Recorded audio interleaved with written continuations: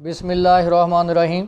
आज हम डिस्कस करेंगे मैकेनिक्स, चैप्टर नंबर 9 है। क्यू के गोरी की बुक से हम डिस्कस कर रहे हैं। हमारे पास लेक्चर 5 है। हमारे पास जो पहला टॉपिक है आज का वो है conservative force. Let r is equal to x I plus Y J plus Z k be a position vector of a particle at time t. देखें यहाँ हमारे पास एक फोर्स एफ़ है और हम साबित करेंगे कि जो फोर्स एफ़ है वो कब कंजर्वेटिव होगी। हमारे पास एक वेक्टर v है जो फंक्शन है एक्स वाई जेड का। जो हमारे पास फंक्शन v है ये स्केलर फंक्शन है। जब आप इसका डेल लेंगे तो डेल v का मतलब है partial v over partial x i, partial v over partial Y j, partial v over partial Z k. हमारे पास f उस वक्त कंजर्वेटिव होगा जब आपके पास जो f है वो बराबर आए माइनस डेल v के।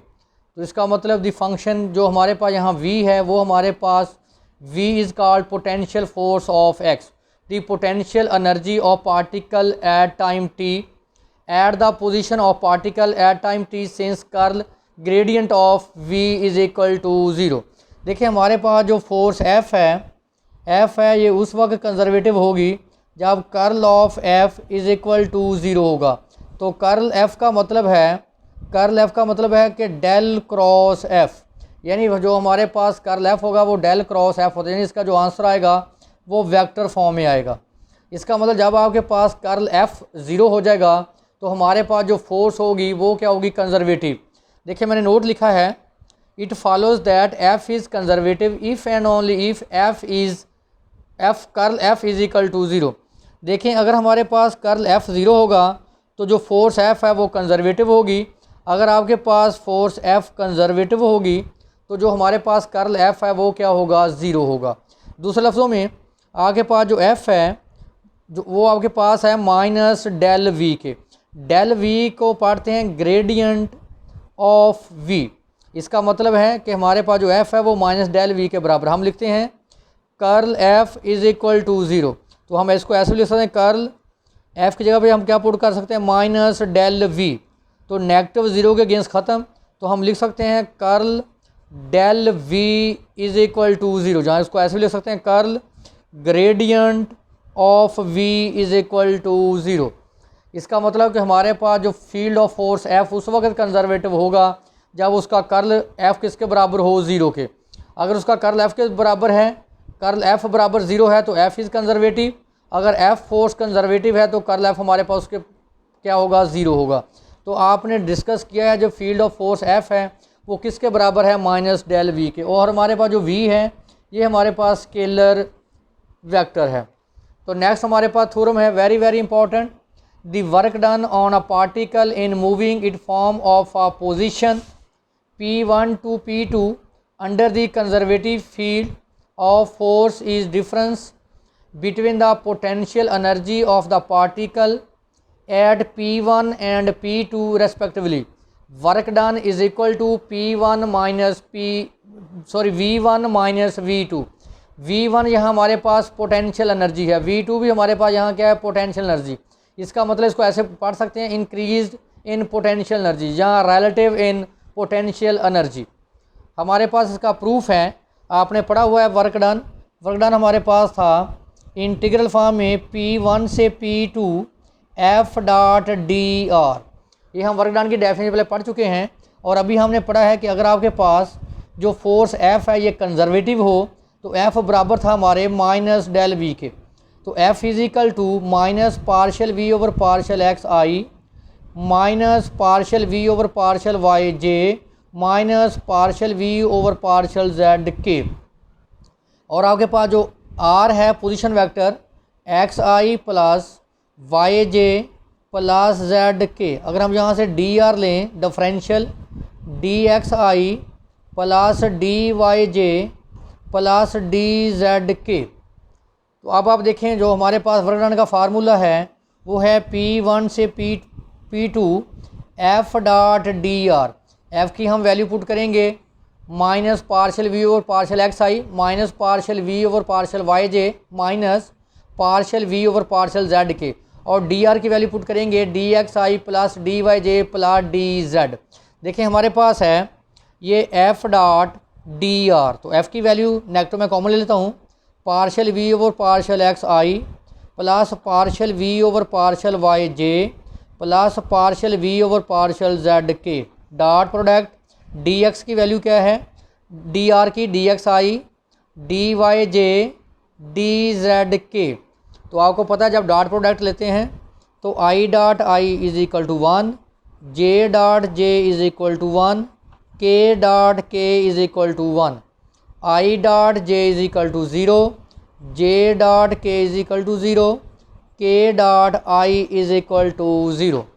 तो देखें आई डॉट आई 1, तो जो हमारे पास आ गया F dot D R I dot 1 minus partial we over partial X D X minus partial we over partial Y D V minus partial we over partial Z D Z.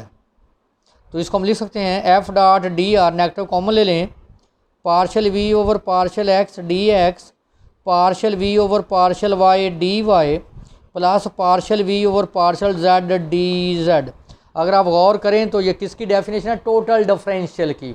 तो total differential में आप क्या लिखते थे, अगर आपके पास D V हो तो partial we over partial X D X plus partial we over partial Y D Y plus partial we over partial Z D Z. ये हमारे पास क्या है, टोटल डिफरेंशियल।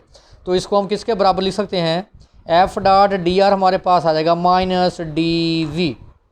तो देखें एफ़ की वैल्यू मैंने पुट कर दी, एफ़ की वैल्यू हमारे पास क्या है, माइनस मैंने कॉमन ले लिया, partial we over partial x I plus partial we over partial Y J plus partial we over partial Z के, और डी आर की वैल्यू मैंने लिखी है डी एक्स आई प्लस डी वाई जे प्लस डी जेड के। तो अब आप देखें आई डॉट आई 1, जे डॉट जे 1, के डॉट के 1, हमारे पास फंक्शन क्या आ गया ये। तो ये किसके बराबर है, टोटल डिफरेंशियल डी वी। अब आप देखें इसका मल्टीपल क्या है 1, तो हम इंटीग्रेट करें विद रिस्पेक्ट टू वी, तो 1 की कंडीशन क्या आ जाएगी वी। देखें हम पोजीशन वेक्टर को, ये हमारे पास P1 है, हम लिखते हैं P1 position vector of R1, P2 होती है पोजीशन वेक्टर ऑफ R2। आप P1 से P2 लिख लें या उसको ऐसे लिख लें R1 से R2। R1 किसको, R1 और R2 किसको शो करते हैं, पोजीशन ऑफ अ पार्टिकल को। अब आप इसको इंटीग्रेट करें, 1 की कंडीशन क्या आ जाएगी वी, R2 से R1 upper limit minus lower limit apply करें, upper limit minus lower limit. तो अपर लिमिट आ जाएगी v r of 2 minus v r of 1। तो हम क्या करेंगे, वी आर ऑफ 2 को मैंने कह दिया V2 वी आर ऑफ 1, यानी potential energy eight position R1 क्या कह दिया मैंने V1। तो इसको मैंने बोल दिया V1, इसको बोल दिया मैंने V2। नेगेटिव अप्लाई कर दें तो ये जो नेगेटिव है ये पॉजिटिव हो जाएगा और जो नेगेटिव वैल्यू वो क्या हो जाएगी, पॉजिटिव। तो देखें यही हमने साबित करना था, जो वर्क डन है वो इंक्रीज़ इन पोटेंशियल एनर्जी, यानी वो बराबर है V1 minus V2, where V1 and V2 are potential energy of a particle at position P1 and P2 respectively. आगे हमारे पास डेफिनेशन है टोटल एनर्जी। टोटल एनर्जी को यहाँ हमने ई से नोट किया है। टोटल एनर्जी बराबर होती है kinetic energy plus potential energy. Kinetic energy होती है, किनेटिक एनर्जी को हमने टी से डिनोट करते हैं बुक में, और पोटेंशियल एनर्जी को हमने इस बुक में बी से डिनोट किया है। तो किनेटिक एनर्जी क्या होती है 1/2 mv², और पोटेंशियल एनर्जी क्या होती है mgh। इसका मतलब हमारे पास जो टोटल एनर्जी है वो बराबर होगी हमेशा kinetic energy plus potential energy. Next theorem है very very important, in a conservative field. देखें यहाँ भी कंजर्वेटिव फील्ड की बात होगी, वहाँ F is equal to minus del V use करेंगे। वो अगर हम देखें जो हमने प्रीवियस थ्योरम यूज़ किया है, इस हमने प्रूफ किया है, उसका भी हम इस्तेमाल कर सकते हैं। W is equal to V1 minus V2। इससे प्रीवियस लेक्चर में हमने वर्क डन को बराबर साबित किया था इंक्रीज़ इन किनेटिक एनर्जी। वो क्या था, W is equal to T2 minus T1। तो देखें इन वेरी वेरी इंपॉर्टेंट थ्योरम है, in a conservative field of force the total energy of a particle remain constant throughout the motion. अगर आपके पास जो फील्ड है वो F जो है फोर्स कंजर्वेटिव है, तो जो आपके पास एनर्जी होगी वो थ्रू आउट वो क्या होगी, कांस्टेंट। तो देखें इसको नाम भी है, इसको आप इसको बाय नेम भी याद कर सकते हैं, इसको principle of conservative of energy हमने प्रूव किया था। वी नो दैट, ये हमने प्रीवियस लेक्चर में प्रूव किया था कि work done is equal to increase in kinetic energy, W is equal to T2 minus T1। ये अभी हमने प्रूफ किया है। Work done is equal to potential energy यानी increase in potential energy V1 minus V2। अब देखें ये भी वर्क डन है और ये भी वर्क डन है, तो दोनों इक्वेशन आपस में क्या होंगी, इक्वल। तो क्या करें, T1 को इधर ऐड कर दें और T2 को आप इस साइड पे ऐड कर दें। तो इसका मतलब क्या है कि T1 plus V1 T2 plus V2, इसका मतलब kinetic energy plus potential energy यानी ये टोटल एनर्जी बनेगी ना at point P1, kinetic energy plus potential energy at point P2। इसका मतलब ये हुआ कि टोटल जो एनर्जी है any two points P1 and P2 हमेशा क्या होगी, equal. T1 plus T2, T1 यहाँ पे क्या है किनेटिक एनर्जी, V1 यहाँ पे क्या है potential energy at point P1, और T2 kinetic energy, V2 potential energy at point P2। इसका मतलब है कि हमारे पास जो टोटल किनेटिक एनर्जी होगी वो पॉइंट P1 एंड P2 पे क्या होगी, हमेशा इक्वल होगी। हम क्वेश्चन डिस्कस करेंगे। हम डिस्कस करें क्यू के गोरी की बुक को, चैप्टर नंबर हमारे पास ये 9 है। ए उसका क्वेश्चन नंबर 1 है, a particle of mass m moves along the x axis under the influence of conservative field of force having potential energy V of x। If the particle is located at position x1 and x2 at respective time t1 and t2, prove that if E is the total energy। हम पहले भी discuss कर चुके हैं, total energy बराबर होती है kinetic energy plus potential energy. If E is total energy then T2 minus T1 is equal to whole square root m1 over 2 x1 से x2 dx E minus V of x whole square root. अभी हमने prove किया है by principle of energy, हमारे पास क्या थी कि total energy बराबर होगी kinetic energy plus potential energy. तो देखें किनेटिक एनर्जी क्या होती है आपके पास 1/2 mv square, potential energy V of x। यहाँ से हम V की वैल्यू फाइंड कर लेते हैं, इसको इधर माइनस कर दें 1/2 mv square E minus V of x। तो हमारे पास V स्क्वायर आ जाएगा, ये तो अगर मल्टीप्लाई और ये डिवाइड हो जाएगा 2/m into E minus V of x। V की वैल्यू निकालें, स्क्वायर रूट ले लें 2/m whole square root E minus V of x। तो हमारे पास वेलोसिटी क्या आ गई, V square 2/m E minus V of x। उसके बाद मैंने उसका क्या ले लिया, स्क्वायर रूट। अब आपको पता है कि जो वेलोसिटी होती है वो बराबर होती है dx ओवर dt। तो v की जगह पे मैंने क्या लिख दिया, dx ओवर dt। अब हम करेंगे सेपरेट। आपको पता है कि dx के साथ x वाली टर्म आए और जो हमारे पास dt है उसके साथ dt वाली टर्म्स आए। देखें dx है तो इसको मैंने उधर जाकर क्या कर दूंगा, डिवाइड, और ये उधर जाकर क्या हो जाएगा, मल्टीप्लाई। d2 को आप इधर मल्टीप्लाई कर दें। क्या किया मैंने, इसको लेफ्ट साइड पे लिख दिया और इसको मैंने राइट साइड पे लिख दिया। इंटीग्रेट जब आप करेंगे integrate with respect to time तो लिमिट होगी T1 से T2। जब आप इंटीग्रेट करेंगे with respect to displacement with respect to यानी x, तो हमारे पास जो लिमिट्स होंगी वो होंगी x1 से x2। तो देखें T1 से T2 d2 square root m over 2 x1 से x2 dx over whole square root E minus V of x। E यहाँ पे टोटल एनर्जी को शो कर रहा है, V यहाँ पोटेंशियल एनर्जी को शो कर रहा है। तो आप इसको इंटीग्रेट करें तो क्या आ गई integration, T upper limit minus lower limit is equal to whole square root m over 2 limit integral x1 से x2 dx over square root E minus V of x। तो देखिए हमने यही शो करना था, ये इंपॉर्टेंट क्वेश्चन है। Next हम क्वेश्चन डिस्कस करेंगे। क्वेश्चन नंबर 3 है, under the influence of force field F a particle of mass m moves along the ellipse.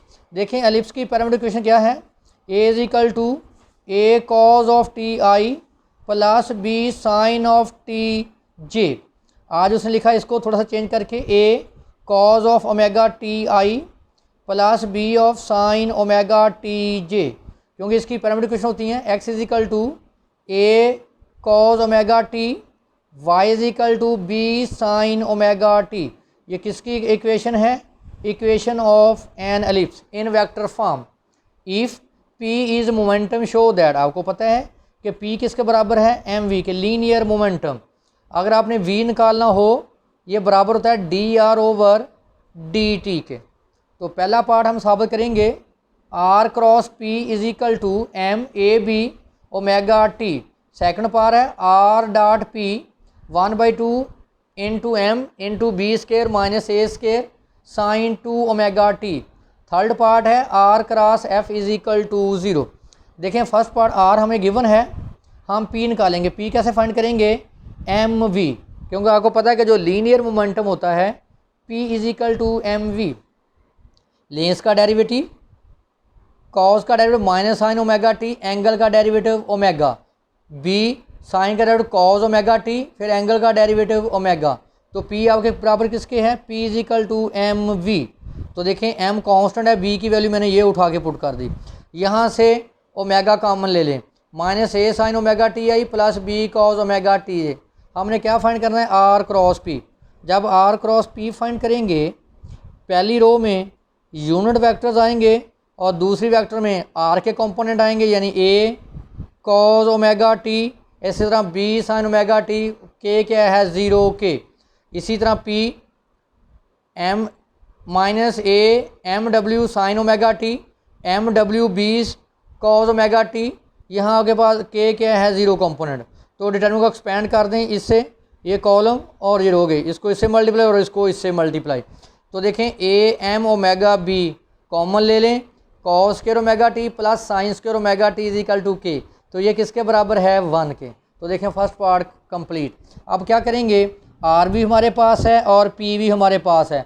अब क्या लेंगे? डॉट प्रोडक्ट, क्योंकि डॉट प्रोडक्ट में आपको पता है कि आई dot I 1, J dot J 1, K dot K 1, I dot J is equal to 0, J dot K is equal to 0, K dot I is equal to 0।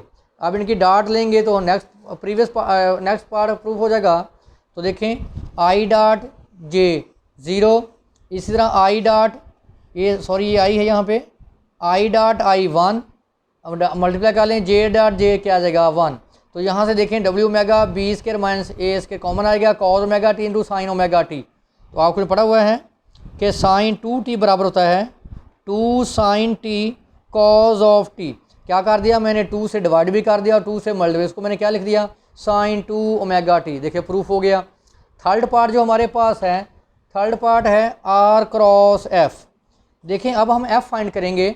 आपने इस प्रीवियस लेक्चर में आपने प्रूफ किया था जो एफ बराबर होता है, यानी इक्वेशन ऑफ मोशन में एम आर डबल डॉट, क्योंकि ए को मैंने लिखा था आर डबल डॉट, यानी second Newton law of motion है ये। तो देखें अब आप आर डबल डॉट निकालेंगे, इसका मतलब एम मास है, आर डबल डॉट निकालें तो फर्स्ट डेरिवेटिव लेंगे आर का, d r over d t r dot, second derivative लेंगे with respect to t r का तो आर डबल डॉट, फिर हम फोर्स निकाल लेंगे एम आर डबल डॉट। तो हमने फाइंड करना है आर क्रॉस एफ। तो देखें ऐसा हमारे पास एफ आ जाएगा, आर हमें पहले ही गिवन है तो उसका आंसर हमने क्या साबित करना है? 0। देखिए मैंने अगेन डेरिवेटिव ले लिया, आर डबल डॉट आ गया, कॉस का डेरिवेटिव साइन का डेरिवेटिव कॉस ओमेगा टी और ओमेगा का एंगल का डेरिवेटिव ओमेगा, ओमेगा पहले भी है, ओमेगा क्या हो जाएगा? स्केयर। इस तरह आर मैंने, क्योंकि ये किसके बराबर है? आर के, गिवन है आपको। तो एफ क्या है? M R double dot. तो देखें आर डबल डॉट की वैल्यू मैंने ये पुट कर दी, तो minus M W square R. अब आर क्रॉस एफ, तो देखें ये कॉन्स्टेंट मैंने बाहर लिख दिया, आर क्रॉस आर। आपने पढ़ा है कि अगर सेम वेक्टर की क्रॉस होगी आंसर 0, सेम वेक्टर की cross answer 0, R cross R is equal to 0। तो ये हमने क्वेश्चन सॉल्व किया। अब हमारे पास है क्वेश्चन नंबर 5 है, क्यू के गोरी की बुक हम डिस्कस कर रहे हैं, चैप्टर नंबर उसका 9 है। A particle is moved by a force F is equal to 20i minus 30j plus 15k along a set line from a point A to point B with position vector 2i plus 7j minus 3k and 5i minus 3j minus 6k respectively. Find the work done. देखें work done का formula आपको पता है कि W is equal to F dot D. जब हम displacement निकालेंगे हमारे पास है पॉइंट ए टू बी, तो यानी हमारे पास आ जाएगा O B minus O A D. तो हमारे पास फोर्स गिवन है, तो हम जब वर्क डन निकालेंगे तो हम क्या करेंगे? F dot D. देखें फोर्स हमारे पास गिवन है, पॉइंट ए भी गिवन है और पॉइंट बी भी। ए बी निकालेंगे ओ बी माइनस ओ ए, ये ओ बी की वैल्यू है और ये ओ ए की वैल्यू है। मैंने रिप्लेस कर दी। 5 - 2 3 -3 - 7 -10 -6 +3 -3k। वर्णन का फार्मूला है एफ डॉट डी। एफ की वैल्यू मैंने रिप्लेस कर दी और मैंने ये डी की वैल्यू रिप्लेस कर दी। आई डॉट आई 1 20 × 360 -30 -10 +300 15 - 3 -45। 360 में से 45 माइनस करेंगे तो आंसर हमारे पास आएगा 315। ये हमारे पास था जो हम डायनामिक्स डिस्कस कर रहे थे चैप्टर नंबर 9 क्यू के गौरी की बुक से।